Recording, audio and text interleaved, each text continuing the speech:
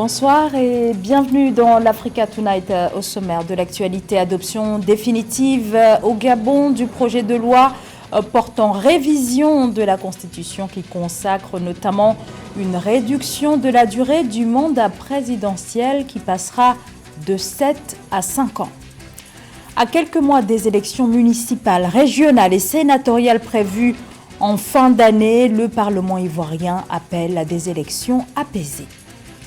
Alors que plusieurs dizaines de coureurs kenyans ont été suspendus après avoir été contrôlés positifs à des produits dopants l'année dernière, le Kenya se trouve une nouvelle fois au centre de nombreuses polémiques de dopage. Mais tout d'abord, le lancement ce jeudi au Sénégal de la révision exceptionnelle des listes électorales en vue de la prochaine élection présidentielle. Coup d'envoi donc des opérations d'inscription avec une mobilisation générale des commissions administratives dans les différentes communes et dans les représentations diplomatiques et consulaires à l'extérieur du territoire. Cette opération va durer un mois, plus précisément jusqu'au 2 mai 2023, dans la perspective donc de l'élection présidentielle prévue au mois de février 2024. Le Parlement gabonais adopte à une large majorité la nouvelle révision de la Constitution. Les élus de l'Assemblée nationale et ceux du Sénat se sont réunis ce jeudi 6 avril pour procéder au vote. 86% du Parlement approuve cette révision qui intervient à quelques mois des élections législatives, les locales et du scrutin présidentiel qui devrait avoir lieu en août. Eh bien, cette révision consacre, entre autres, le passage du septennat au quinquennat. Tous les mandats électifs seront dorénavant limités à 5 ans, y compris celui du président de la République. Autre réforme, l'adoption du scrutin à un tour pour toutes les élections. On écoute le président de l'Assemblée nationale, Faustin Boukoubi. La révision que nous venons d'entériner aujourd'hui est le fruit de la volonté consensuelle des acteurs politiques de la majorité et de l'opposition lors de la dernière concertation politique qui visait comme objectif premier d'organiser des élections au lendemain apaisé afin d'éviter de nouvelles crises post-électorales. Comment un si large consensus de la classe politique n'aurait-il pas obtenu l'adhésion des élus nationaux?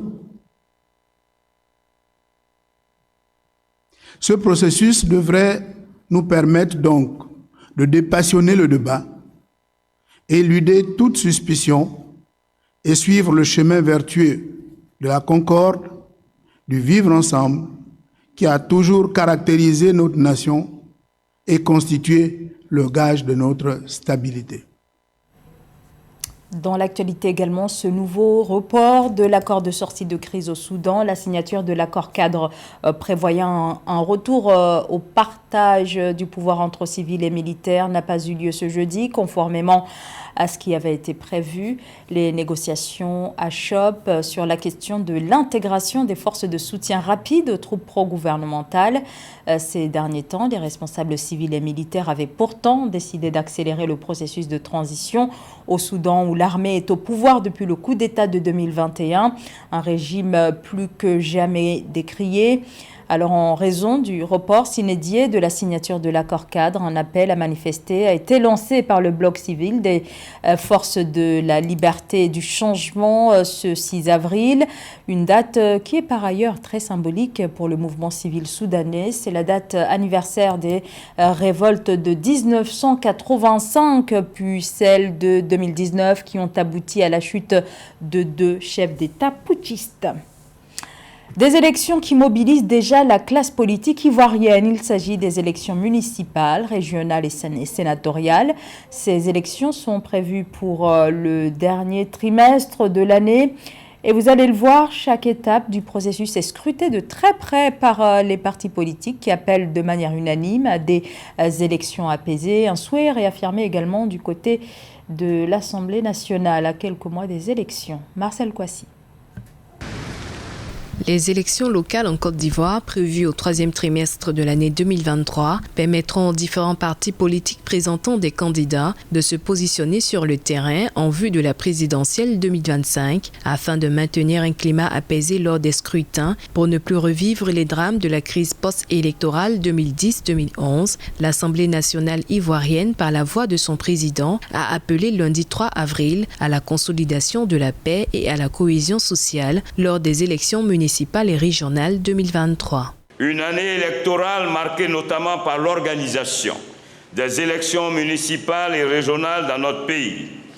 Aussi importantes qu'elles soient, ces échéances ne représentent qu'une étape dans une construction démocratique et ne doivent pas nous départir de notre but commun, qui est la préservation des acquis aussi importants qu'irréversibles que nous avons accumulés en matière de consolidation de la paix et de renforcement de la cohésion et de l'unité nationale. Pour cette session 2023, le président de l'Assemblée nationale ivoirienne a assuré soutenir toutes les initiatives qui visent à l'amélioration de l'employabilité des jeunes et l'autonomisation des femmes. Je nous engage à soutenir la mise en œuvre par le gouvernement de cette politique de l'emploi en faveur des jeunes. Dans cette même veine, nous devons accorder un regard bienveillant et tout particulier aux femmes. La forte présence des femmes présidentes d'institutions parlementaires à cette cérémonie de ce jour en est le témoignage le plus éloquent. L'ouverture de cette session parlementaire ivoirienne a vu la présence d'une quinzaine de présidents d'Assemblée nationale, notamment du Rwanda, de l'Afrique du Sud, du Burkina Faso, du Niger, de la France. Et au chapitre économique concernant toujours la Côte d'Ivoire, le gouvernement ivoirien serait parvenu à convaincre le FMI. Le Fonds monétaire international a annoncé ce mercredi 5 avril un accord en vue d'un programme d'aide. Son montant, 3,5 milliards de dollars en faveur du plan ivoirien de développement national porté par le gouvernement. Un soutien conséquent pour la Côte d'Ivoire qui, comme les autres pays, fait face au contre-coup des chocs extérieurs. Cet accord attend maintenant la validation du conseil d'administration du FMI. Le niveau faible de la couverture sociale accordée aux personnes les plus vulnérables continue de faire défaut sur le continent, ce qui explique qu'une importante proportion de ces personnes âgées ou handicapées, vivent dans la précarité. C'est notamment le cas au Kenya où, face à l'urgence, le gouvernement annonce un nouveau dispositif concernant le versement des allocations et des salaires. Et selon ce même gouvernement, les populations les plus vulnérables seront prioritaires. Mildred Diamou. Au Kenya, dès le 1er juin 2023, les groupes vulnérables, tels que les personnes âgées, recevront leurs allocations avant le salaire mensuel des fonctionnaires. La décision qui vise l'intégration sociale et l'amélioration de la réactivité au choc a été annoncée par le chef d'État William Ruto lors de l'ouverture officielle de la conférence sur la protection sociale qui se déroule du 3 au 6 avril 2023 à la Kenya School of Government à Lower Kabete, en périphérie de la capitale Nairobi. Le gouvernement a alloué 28 milliards de shillings pour soutenir les programmes de transfert monétaire dans le cadre de ce nouveau programme. Older citizens, orphans, and vulnerable children, as well as people living with extreme disability, have a right to... Les personnes âgées, les orphelins et les enfants vulnérables, ainsi que les personnes vivant avec un handicap extrême, ont le droit de recevoir une aide dès maintenant. C'est pourquoi le cabinet a approuvé qu'à partir du 1er juin, l'argent des transferts monétaires de la protection sociale sera décaissé avant le versement des salaires des fonctionnaires.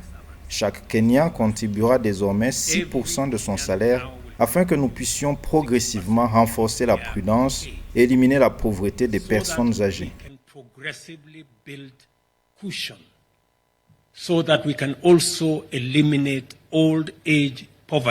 Le président William Ruto veut garantir une vie décente pour tous les Kenyans.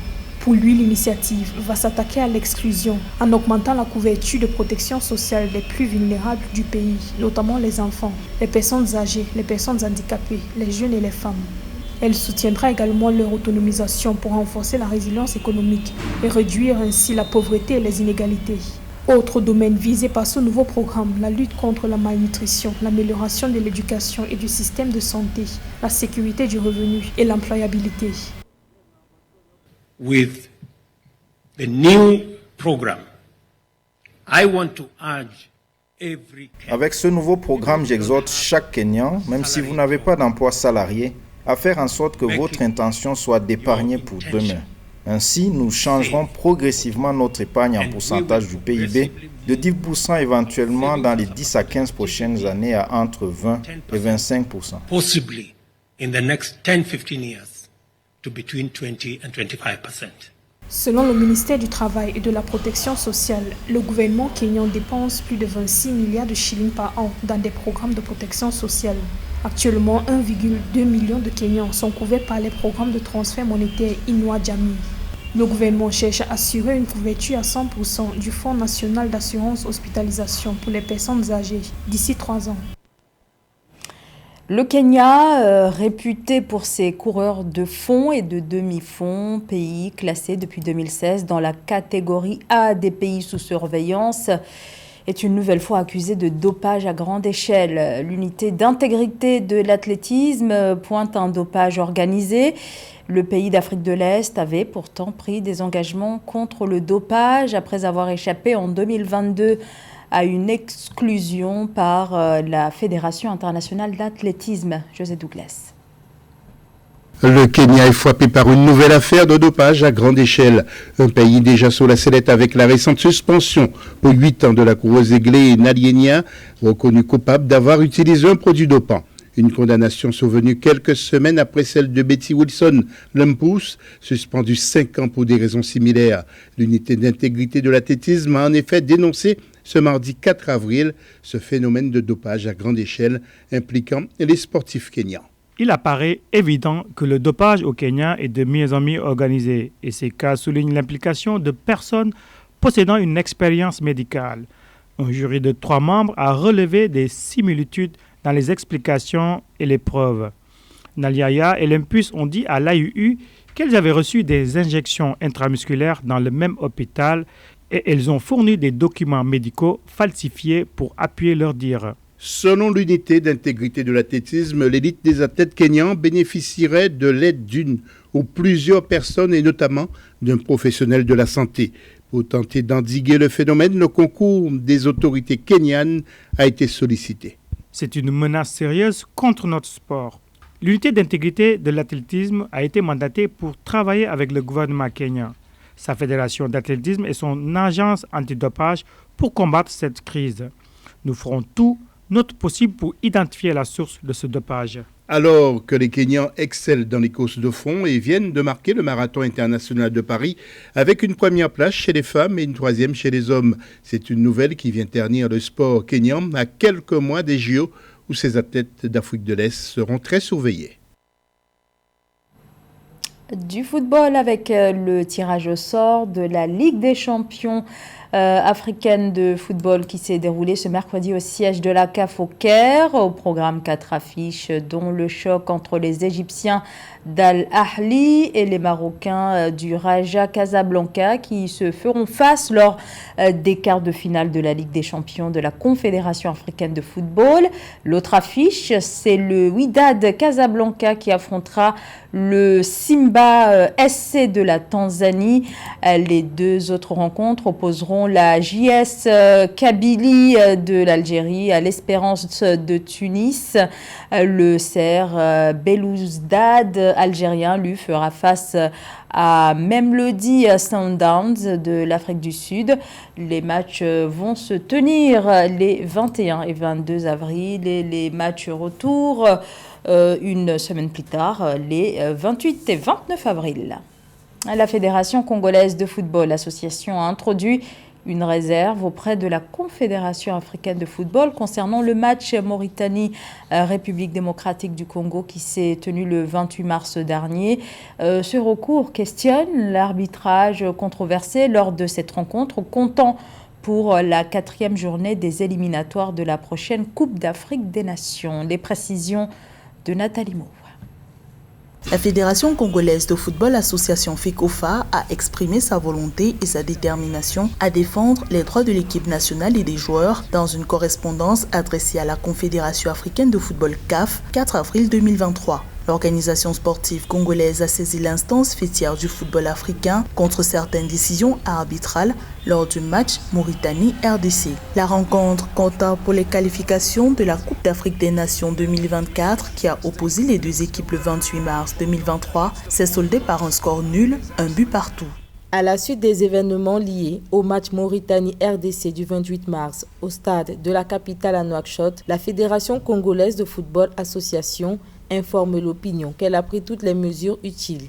La procédure idoine en la matière a été effectuée dans le respect des délais légaux introduits auprès de la CAF et nous attendons la suite qui en sera réservée. La FECOFA demande réparation à la CAF pour plusieurs erreurs d'arbitrage attribuées à l'officiel tunisien Selim Sadok. Si la Fédération congolaise de football n'a pas précisé l'objet de ces réclamations, les observateurs estiment que l'expulsion polémique sur carton rouge de l'attaquant Cédric Bakambu fait partie de la plainte. Notons que le joueur congolais a reçu un second carton jaune pour une faute controversée sur le gardien de but mauritanien Babacar Niasse. Plaider pour que le carton rouge infligé à Cédric Bakambu soit annulé, puisque là, le risque, c'est que lors du prochain match, Cédric ne sera pas éligible. Sinon, ça va beaucoup peser lors du match contre les Gabon, puisqu'on rappelle, ce sera une finale pour nous. Depuis le match de qualification entre la Mauritanie et la RDC, les tensions se renforcent. La Mauritanie, accusée par son adversaire de corruption arbitrale, a décrié des propos choquants et diffamatoires et des insinuations à peine voilées d'une extrême gravité. Dans le groupe 1 des éliminatoires Cannes 2024, la Mauritanie occupe la 3e place avec 5 points, suivie de la RDC, 4e, avec 4 points au tableau. C'était le journal de la rédaction. Merci de votre fidélité. L'information continue sur Africa 24.